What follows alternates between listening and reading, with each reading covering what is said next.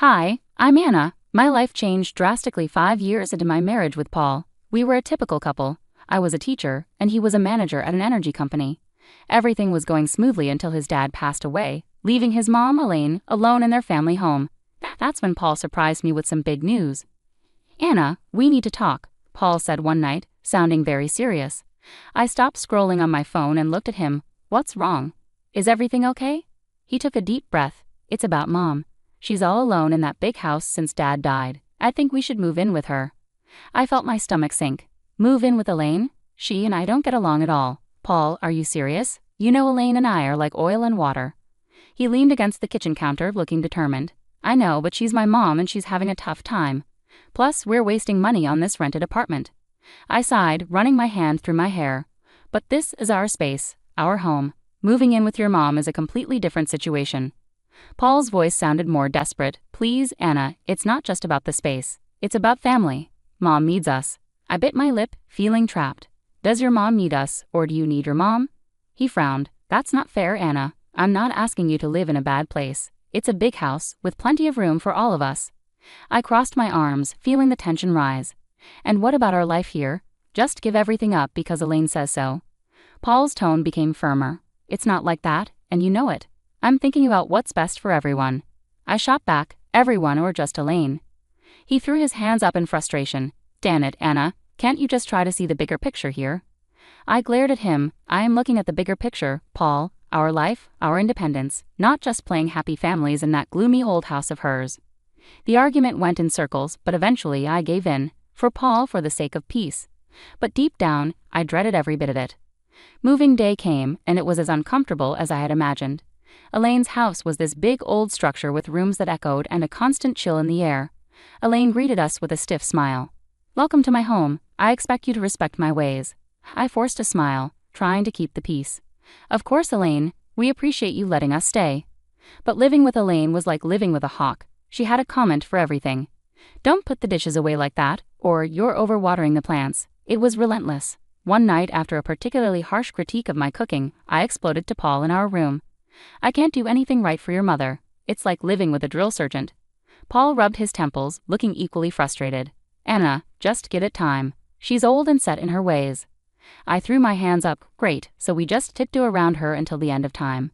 He didn't have an answer, and honestly, neither did I. This house, with its constant surveillance and Elaine's scrutinizing eyes, was suffocating. Life at Elaine's house was becoming more challenging by the day. Just when I thought I could manage, Paul dropped another bombshell. It was a quiet Sunday afternoon, and I was seeking solace in the garden when he approached me. "Anna, we need to talk." I looked up, a knot forming in my stomach. "What is it now, Paul?" He took a deep breath. "I think you should quit your job and stay home. We're spending a lot on a nurse and housekeeper for Mom. It would be more practical." I stood up, feeling anger flare up inside me. "Quit my job? Paul, I love teaching. It's not just about the money."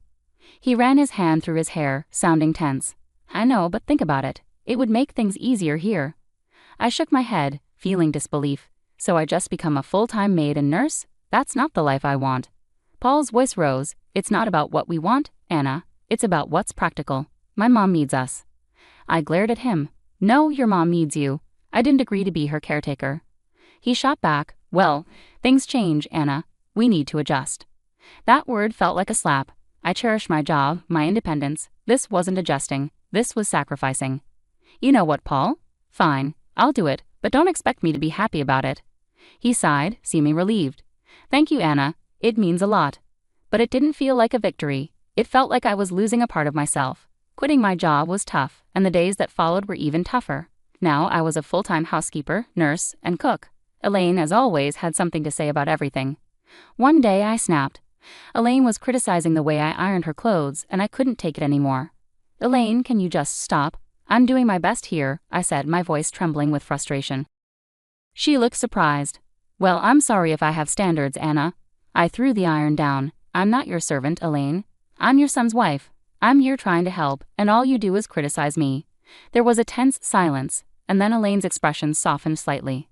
"I know you're trying, Anna. I'm just used to things being a certain way," Elaine said softly. I sighed, feeling some of the tension ease. "I understand, Elaine, but I have my own way of doing things too." From then on, things improved slightly. Elaine toned down her criticisms, and I made efforts to respect her preferences. It was a fragile peace, but better than constant conflict. As time passed in Elaine's house, the atmosphere grew more strained, almost suffocating. Paul became increasingly distant and withdrawn. He was often late from work, and when he was home he seemed to disappear into the spare room as if it were his refuge. One evening, unable to bear the silence and distance any longer, I confronted Paul in the kitchen. "Paul, what's going on with you? You're hardly present, and when you are, it's like you're not even my husband anymore." He avoided eye contact, absent-mindedly stirring his coffee. "Work's a nightmare right now, Anna. Just piles of stress." I leaned against the counter, arms folded. "I understand stress, Paul, but it feels like you're shutting me out. You're physically here, but emotionally, you're somewhere else." He sighed heavily, still focused on his coffee. "I don't know what you want me to say, Anna. I'm overwhelmed with everything going on." I wanted to believe him, to empathize, but a part of me felt there was more to his distance. Then there was Lucy, Paul's sister, who seemed determined to add to the tension. Each visit from her felt like a test. She'd look around the house with disdain and comment, "Still stuck in this old place, huh?" I usually held my tongue, but one day her comments hit a nerve. "Not all of us have the luxury of relying on others, Lucy," I retorted. She cackled, her voice grating on my nerves. "Oh, look at you, playing the martyr in this creepy old house. Pathetic." I clenched my jaw, holding back a storm of words. Paul stood by silently, offering no defense. His silence felt like another blow, confirming the growing distance between us. The biggest change came with Elaine. One day she called out to Lucy, her voice frail and desperate. "Lucy, I need help with the bath. I can't manage on my own anymore." Lucy's response was cold and harsh. "Help yourself, Mom. I'm not your caretaker." Elaine broke down in tears and my heart went out to her. Despite our difficult history, I couldn't ignore her distress. I assisted her with the bath, and something shifted between us that day. Elaine began to warm up to me, treating me less like an outsider and more like a daughter. It was a positive change, but it also highlighted how distant Paul and I had become. The house felt colder, more empty. Despite Elaine's growing warmth towards me, the silence between Paul and me seemed to echo off the walls, widening the gap between us every day. Paul's late nights at work became routine, and our conversations dwindled to mere whispers of what they used to be. During one of these fleeting exchanges, Paul dropped a bombshell. "Anna, I got an apartment near work," he said casually. I nearly dropped the dish I was cleaning. "An apartment? Why would you do that?" He leaned against the doorframe, avoiding my eyes. "It just makes sense, Anna. It saves me the commute, especially with the late hours." Anger and confusion surged through me. "And you decided this without talking to me? Are we just roommates now?" He shrugged, his indifference cutting deep. "I thought you'd be happy. Less stress about me coming home late." I shook my head in disbelief. "Happy, Paul? This feels like you're leading a double life. What's next? You'll tell me you have a second family?" He sighed, rubbing his forehead. "Don't be dramatic, Anna. It's not like that." I wanted to press him further, to break through his nonchalance, but I knew it would be fruitless. The conversation ended there, like many of our conversations those days. The real shock came a few days later during a candid conversation with Elaine. We were in the living room, enjoying a rare moment of calm, when she suddenly said, "You know, Paul didn't buy that apartment with his own money." I looked at her, puzzled. "What do you mean?" She hesitated, then continued, "He used my savings. He said it was an investment. He even put it in my name." I felt my heart sink. "He's been using your money, and you're okay with this?" Elaine shrugged, a sad look in her eyes. I couldn't refuse. "He's my son, but I thought you should know." I was speechless. Paul's secret apartment was one thing, but using his mother's savings under the guise of an investment. It felt like the man I married was slipping away, replaced by this stranger with secrets and deception. A few days later, I confronted Paul about it. "Paul, why didn't you tell me the apartment was bought with your mom's money?" He was unapologetic, almost defiant. "Because I knew you'd react like this. It's an investment, Anna. It's not a big deal." I couldn't believe his audacity. "Not a big deal? You're risking your mom's savings and keeping it from me. What else are you hiding?" He turned away, ending the conversation with a dismissive wave. "You wouldn't understand, Anna. It's business." Business. That word felt like a gulf between us, an excuse for everything that was straining our marriage. Living in Elaine's old gloomy house was wearing on me. The walls, once lively, now echoed with a solemn tone, and every creaking floorboard seemed to hold secrets. One day I reached my limit. "Elaine, have you ever considered renovating the house?" I asked during breakfast. "It could use a bit of updating." Elaine looked up from her tea, surprised. "Renovate? I haven't thought about that in years. It's such a big undertaking." I nodded, feeling a surge of optimism. "I know, but it could really brighten things up. Maybe start with a fresh coat of paint or some new wallpaper." Elaine pondered it for a moment. Well, I suppose it wouldn't hurt to breathe some new life into this old place. But are you sure you're up for it? I smiled, excited for the opportunity. Absolutely. It'll be a positive change. And so it began. I threw myself into the renovation, painting walls, choosing wallpapers, and even attempting to restore some of the old furniture. It was hard work, but it felt rewarding, like I was breathing new life into the house and, in a way, into myself. One day while I was busy with paintbrush in hand, Paul walked in. He looked around, his expression one of shock and disbelief. "What in the world, Anna? What are you doing to Mom's house?" I stood up, wiping sweat from my brow. "I'm renovating, Paul. As I told Elaine, it's time this place got some love and attention." Paul's face reddened. "You had no right to start changing things without consulting me. This is our family home, not some DIY project." My temper flared. "Our home? When was the last time you cared about this place, Paul? I'm trying to improve it." He took a step closer, his voice rising. "You're overstepping, Anna. You always take charge and ignore everyone else's feelings." I stared at him, feeling frustrated. "Take charge? Paul, I'm trying to make this place better. Maybe if you spent more time here, you'd understand." Before Paul could respond, Elaine entered the room. "What's all this commotion about?" Paul turned to her. "Mom, did you know about this? About her changing the house?" Elaine glanced between us, then back to Paul. "Yes, I did, and I support Anna's efforts. This house needed a change, and she's doing a wonderful job." Paul looked stunned. "But it's our family home." Elaine interrupted him firmly. "It's my home, Paul, and I want this. Anna has every right to do what she's doing." With anger simmering, Paul stormed out, leaving Elaine and me in an uneasy silence. I felt a mix of relief and sorrow. The house was evolving, yet the rift between Paul and me seemed to widen further. Then came the day Elaine suffered a stroke, flipping our world upside down. I witnessed her sudden decline, her words slurred, her body weakening. Panic gripped me as I called for help, my voice trembling with fear. At the hospital, the harsh reality hit. Elaine required constant care. I turned to Paul for support, but he remained distant, his eyes void of the concern a son would typically have. "Anna, I can't handle this. I have enough on my plate," he said, his tone cold. I was stunned. "You can't handle this, Paul? She's your mother." He shrugged, his words cutting deeply. "Yeah, and she's been a burden for years. This is just the final straw." I couldn't contain my disgust. "She's not a burden, Paul. She's family. She needs us." His laugh was bitter. "Us? No.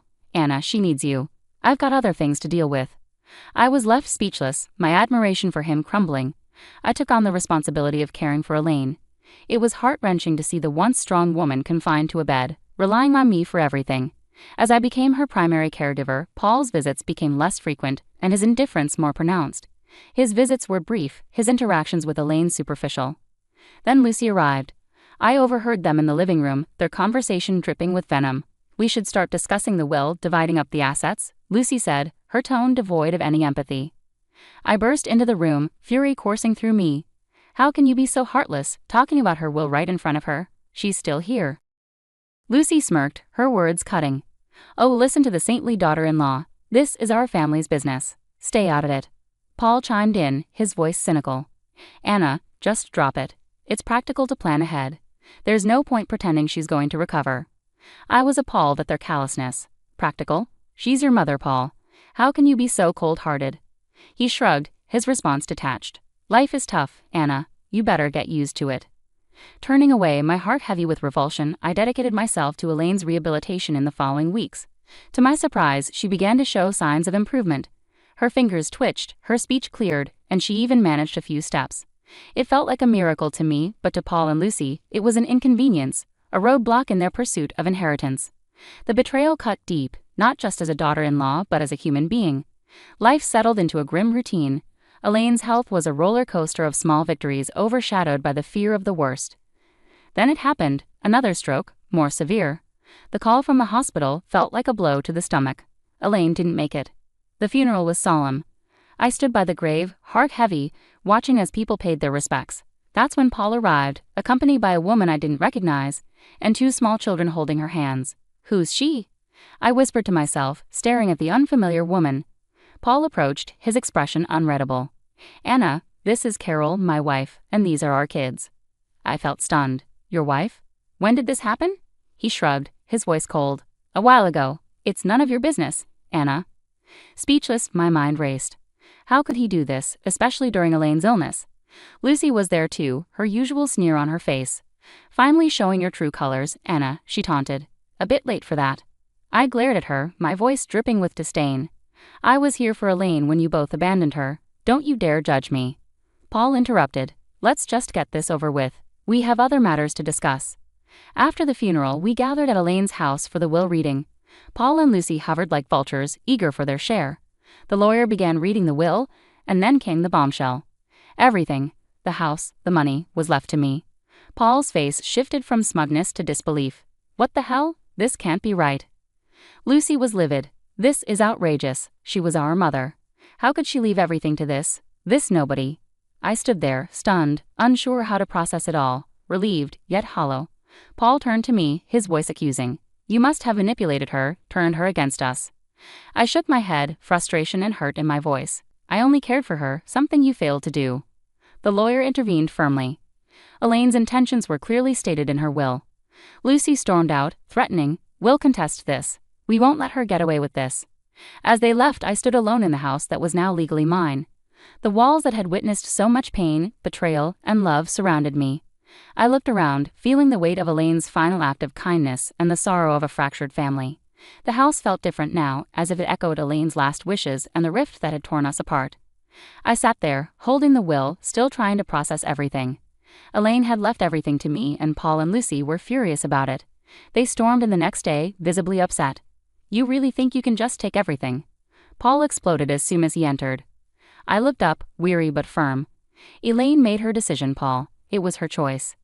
Lucy was livid, shouting angrily, "You manipulated a sick woman. We won't let you get away with this." I stood up, frustrated with their accusations. "Manipulated? I cared for her, unlike both of you. She chose to leave it to me." Paul's anger boiled over. "So you think you've won? You think you can just snatch it all away from us?" I let out a heavy sigh. "I didn't take anything, Paul. Elaine chose to give it to me because she knew I genuinely cared." Their yelling continued, but it couldn't drown out the truth. I had been there for Elaine when they hadn't. Then the lawyer arrived with a video Elaine had prepared. Her voice filled the room, resolute. "I've left everything to Anna because she was like the daughter I never had. She was there for me when my own children weren't. She deserves it all." The room fell silent. Paul looked stunned, as if hit in the gut, and Lucy began to cry, finally grasping the gravity of their actions. Paul and Lucy left soon after, their threats empty in the face of Elaine's clear wishes. I remained alone in the large house, surrounded by memories of the past and contemplating the future. I made the decision to divorce Paul. It was difficult, but necessary. He and his new family moved to a rental property. Lucy had her own challenges to confront. Her debts and personal troubles were catching up with her. As for me, I stood in my new home, feeling a mix of sadness and excitement. Elaine's will was more than just material possessions. It felt like her way of urging me to be resilient and forge my own path. I resolved to start afresh, using what Elaine had left me to create a new life. The house, once a symbol of hardship, now represented a place of new opportunities and beginnings.